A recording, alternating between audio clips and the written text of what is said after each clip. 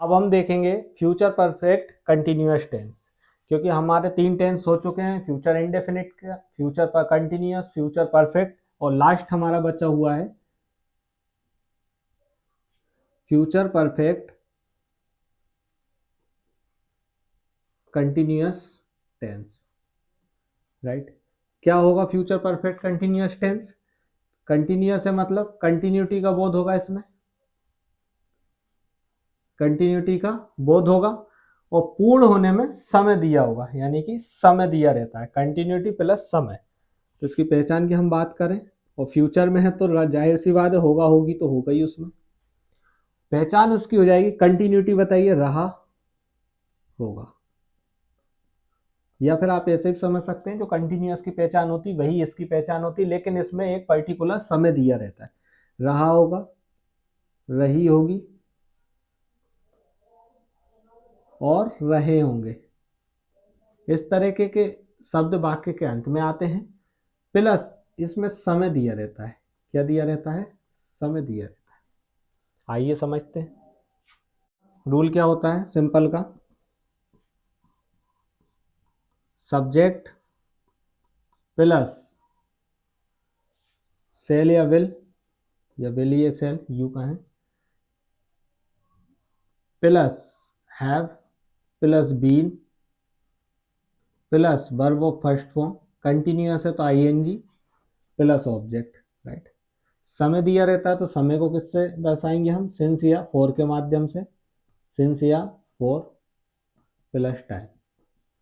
इस तरह से इसका सिंपल का रूल होगा। नेगेटिव जब हम इसको बनाते हैं तब क्या होगा? सब्जेक्ट प्लस विल या shall plus have plus not plus been plus verb of first form plus ING plus object plus since या for plus time, right. Interrogative बनाते हैं तो क्या करते हैं? इंट्रोगेटिव बनाते हैं तो विल या सेल को हम आगे ले आते हैं। विल या shall plus subject plus have plus been plus verb of first form में ING plus object plus since या for plus time question tag, right. Second type का इंट्रोगेटिव बनाएंगे तो क्या होगा? WH वर्ड लिखेंगे सबसे पहले नंबर, प्लस विल या shall plus subject plus have plus been plus verb of first form में आईएनजी क्योंकि कंटिन्यूअस है ये, प्लस ऑब्जेक्ट प्लस सिंस या फॉर प्लस जो भी टाइम दिया हो वही टाइम, राइट। ये इसके रूल हो गए। इसका उदाहरण बना के देखते हैं। विल और सेल का प्रयोग आप पहले से ही सीख चुके हैं, फिर भी एक बार बता देता हूं। विल और सेल, आई और वी के साथ में हम सेल का यूज करते हैं, बाकी सबके साथ में विल का यूज करते हैं। आइए इसका उदाहरण देखते हैं। वह सुबह से काम कर रहा होगा, वह सुबह से काम कर रहा होगा, काम कर रहा होगा। देखिए कंटिन्यूटी का बोध हो रहा है, रहा होगा, लेकिन इसमें क्या दिया हुआ है? समय दिया हुआ है, सुबह से। तो परफेक्ट कंटिन्यूअस टेंस होता है, और होगा होगी है तो पर फ्यूचर का टेंस है ये, राइट। इसको बनाकर देखिएगा। वह के लिए हम क्या लिखते हैं? ही के साथ किसका प्रयोग करते हैं? Will. He will have been, काम करने को क्या कहा जाता है? डूइंग। काम को क्या कहा जाता है? Work, doing work. कब से कर रहा है? सुबह से। तो सुबह में क्या होगा? हम सिंस मॉर्निंग,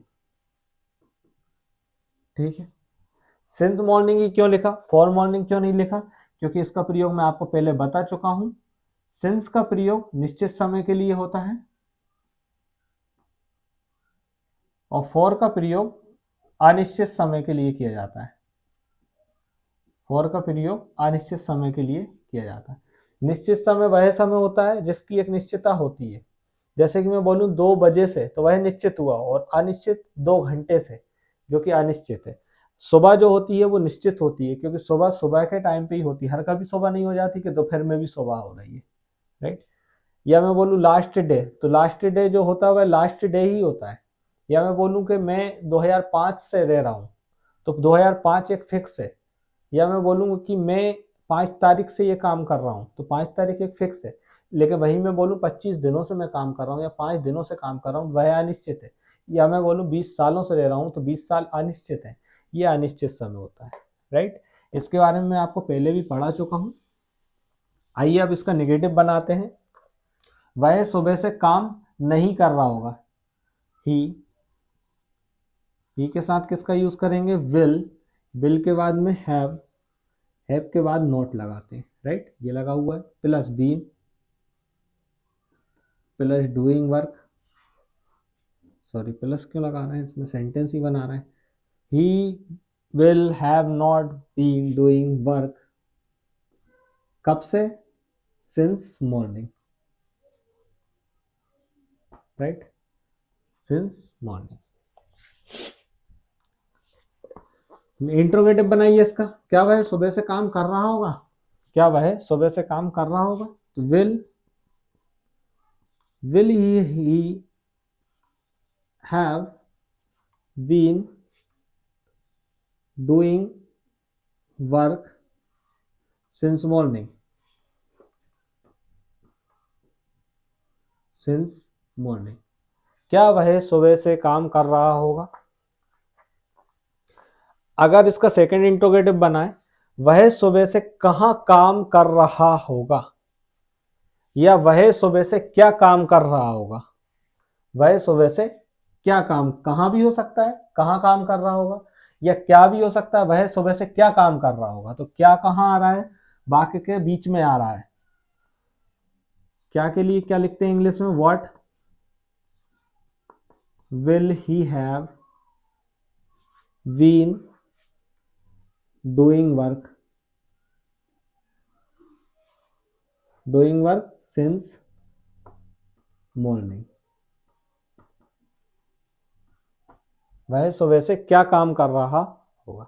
ठीक है, अब हमारे सारे टेंस खत्म हो चुके हैं, और मुझे आशा है, आशा के साथ साथ उम्मीद भी है, मेरे वीडियो के माध्यम से आपने बहुत ही अच्छी तरह से सारे के सारे टेंस सीख लिए होंगे। और ऐसे ही टेंस के साथ अब हम आगे की ग्रामर कंटिन्यू रखेंगे। कंटिन्यू अगर आप ये वीडियो देखते रहते हैं तो आप यकीन मानिए कि इंग्लिश के पेपर के अंदर आपको ग्रामर के 20 नंबर आपके पक्के हो जाना है। साथ ही साथ आपकी ग्रामर इतनी मजबूत हो जाएगी कि आप जिस तरह हमें निबंध लिखने को आता है पेपर में, एप्लीकेशन लिखने को आती है, लेटर लिखने को आता है, ये सारी चीजें आप मन से भी लिख सकते हैं, क्योंकि आपका ग्रामर का पार्ट मजबूत होगा। और ये निबंध लिखना एक प्रकार का हमारा जो है निबंध, एक बंधी हुई रचना, उस विषय से बंधी हुई रचना को ही हम निबंध कहते हैं। तो वह रचना हमें रटना नहीं है, वह रचना हमें अपने मन से, बुद्धि विवेक से जो हमने पढ़ा है उसको ट्रांसलेट करके लिखना होता है, राइट। तो ट्रांसलेट हम तभी कर पाएंगे जब हमें अच्छी तरह से टेंस आएंगे, ग्रामर आएगी, तभी हम ट्रांसलेट कर पाएंगे। अदरवाइज ट्रांसलेट भी नहीं कर पाएंगे, और करेंगे भी तो गलत कर आएंगे, जिसके हमें नंबर कटेंगे। तो आप टेंस समझ लीजिएगा, मॉडल समझ लीजिएगा, प्रपोजिशन समझ लीजिएगा, ये सारी चीजें मैं आपको पढ़ाऊंगा। इसके बाद में आप अपने आप में देखिएगा कितना इंप्रूवमेंट है। आप खुद से सारे सेंटेंस बना पाएंगे, आप खुद से निबंध हिंदी से इंग्लिश में लिख पाएंगे, आप खुद से एप्लीकेशन अपने अकॉर्डिंग लिख पाएंगे। ये सारी चीजें आप सीख जाएंगे।